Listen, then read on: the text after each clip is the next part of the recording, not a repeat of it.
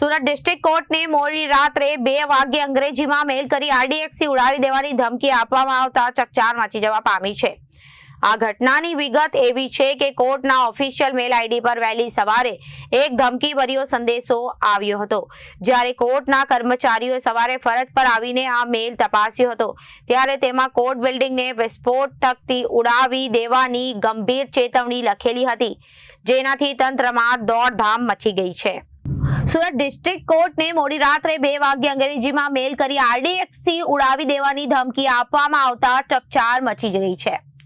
મેલની ગંભીરતાને ધ્યાનમાં રાખીને court staff દ્વારા તાત્કાલિક પ્રિન્સિપલ જજને પણ જાણ કરવામાં આવી હતી।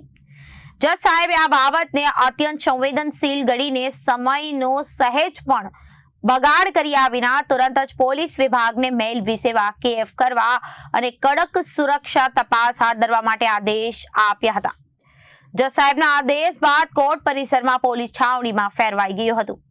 પોલીસને જાણ થતા સ્થાનિક પોલીસ ક્રાઇમ બ્રાન્ચ એસઓજીની ટીમો તાત્કાલિક સુરત ડિસ્ટ્રિક્ટ કોર્ટના પરિસરે પહોંચી ગઈ હતી।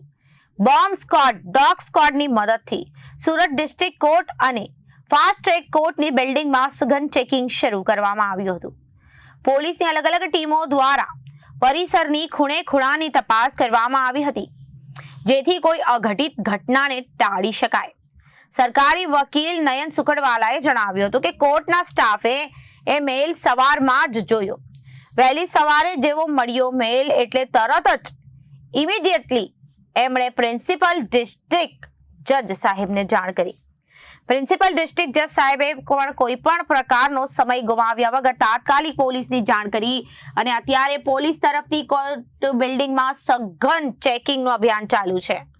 બોમ્બ સ્ક્વોડ વાળા પણ આવી ગયા હતા અને એ લોકો પણ ચેકિંગ કરી રહ્યા છે। કોર્ટ પરિસરમાં તપાસની કાર્યવાહી ચાલુ હોવાથી સુરક્ષાના ભાગરૂપે પોલીસ અને વકીલ મંડળ દ્વારા મહત્વની સૂચનાઓ આપવામાં આવી છે। કોર્ટની બહાર ઉભેલા કોર્ટ સ્ટાફના કર્મચારીઓ અને વકીલોને હાલ તુરંત પરત જવા માટે જણાવવામાં આવ્યું છે। જ્યાં સુધી કોર્ટની અંદર તપાસની પ્રક્રિયા પૂર્ણ ન થાય ત્યાં સુધી કોઈ પણ વ્યક્તિને અંદર પ્રવેશ ન કરવા માટે કડક સૂચના આપવામાં આવી છે, જેથી તપાસમાં કોઈ અવરોધ ન આવે અને પરિસ્થિતિ પણ સંપૂર્ણ નિયંત્રણ રાખી શકાય। ઇન્કમટેક્સ પાસે આવેલી અમદાવાદ ગ્રામ્ય કોર્ટને બોમ્બથી ઉડાવી દેવાની ધમકી મળી હતી। અજાણ્યા શખ્સે ઈમેલ મારફતે કોર્ટની આઈડી પર મેલ કરીને ધમકી આપી હતી। ધમકી મળતા કોર્ટની કામગીરી સ્થગિત કરવામાં આવી। આ ઈમેલ મળતા પોલીસને જાણ કરવામાં આવી હતી। ત્યારબાદ પોલીસે બોમ્બ સ્ક્વોડ અને ડોગ સ્ક્વોડ સાથે કોર્ટમાં તપાસ હાથ ધરી હતી। સર, કઈ રીતનો મેલ મળ્યો છે? કઈ રીતનો? વહેલી સવારે 2 વાગે કોર્ટના મેલ ઉપર એક મેલ આવ્યો, અજાણો મેલ છે। એમાં લખનાર એ બધાની તપાસ કરવામાં આવશે, પોલીસને જાણ કરવામાં આવી છે। અને જેવો મેલ મળ્યો એટલે સ્ટાફે તરત જ વહેલી સવાર હતી 2-2:30 વાગે તો પણ તાત્કાલિક પ્રિન્સિપલ ડિસ્ટ્રિક્ટ જજ સાહેબને જાણ કરી અને તમામ સ્ટાફ અને પ્રિન્સિપલ ડિસ્ટ્રિક્ટ જજ ત્રિવેદી સાહેબ એક્શનમાં આવી ગયા। પોલીસને જાણ કરવામાં આવી અને અત્યારે કોર્ટ બિલ્ડિંગમાં બધું આ બાબતનું કોઈ અનિચ્છનીય બનાવ ના બને એટલાને માટે પોલીસનું ચેકિંગ ચાલુ છે, બોમ્બ સ્ક્વોડનું ને બધાનું, અને પ્રવેશબંધી રાખવામાં આવી છે એટલા વખત।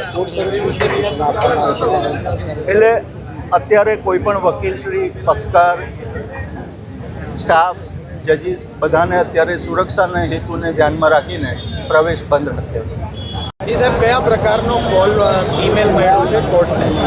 આજે અર્લી સવારના એટલે વહેલી સવારે 2 વાગ્યાના અરસામાં સુરત ડિસ્ટ્રિક્ટ કોર્ટના મેલ આઈડી ઉપર એક મેલ આવેલો અને મેલમાં એવી જાણકારી આપવામાં આવી કે સુરત ડિસ્ટ્રિક્ટ કોર્ટ કેમ્પસમાં એક બોમ્બ ડિપ્લોય કરવામાં આવેલ છે અને એ પ્રકારની એક ધમકીભર્યો મેલ આવતા તુરત જ ડિસ્ટ્રિક્ટ કોર્ટના સત્તાવાળાઓએ એ બાબતને સિરિયસલી લીધી અને તરત જ એમને પોલીસ ડિપાર્ટમેન્ટને, સુરત પોલીસ ડિપાર્ટમેન્ટને જાણકારી આપવામાં આવી। સુરત પોલીસ ડિપાર્ટમેન્ટે પણ એ બાબતને સિરિયસલી લઈને તરત જ તે પોલીસની ટીમ, ડોગ સ્ક્વોડ, એફએસએલની ટીમ અને બોમ્બ સ્ક્વોડની ટીમ અને બાકીના જે કંઈ પણ સત્તાવાળા દ્વારા સુરત કોર્ટ કેમ્પસને અત્યારે ટોટલી ખાલી કરીને અત્યારે એમની તપાસની કામગીરી કરવામાં આવી રહેલી છે। અત્યારે સુરત કોર્ટ કેમ્પસમાં કોઈને પણ એન્ટ્રી આપવામાં આવી રહેલી નથી અને સુરતના પ્રિન્સિપલ ડિસ્ટ્રિક્ટ જજ સાહેબ દ્વારા પણ તમામને વિનંતી કરવામાં આવેલી છે કે અત્યારે જ્યાં સુધી પોલીસની કામગીરી પૂર્ણ ન થાય ત્યાં સુધી અત્યારે કાર્યવાહી સ્થગિત રાખવામાં આવશે અને પોલીસ દ્વારા સેફનો મેસેજ પાસ ઓન કરવામાં આવશે, ત્યાર પછી જ કાર્યવાહી ફરીથી શરૂ કરવામાં આવશે. Reporter Arvind Rathod, Janadesh news, Surat.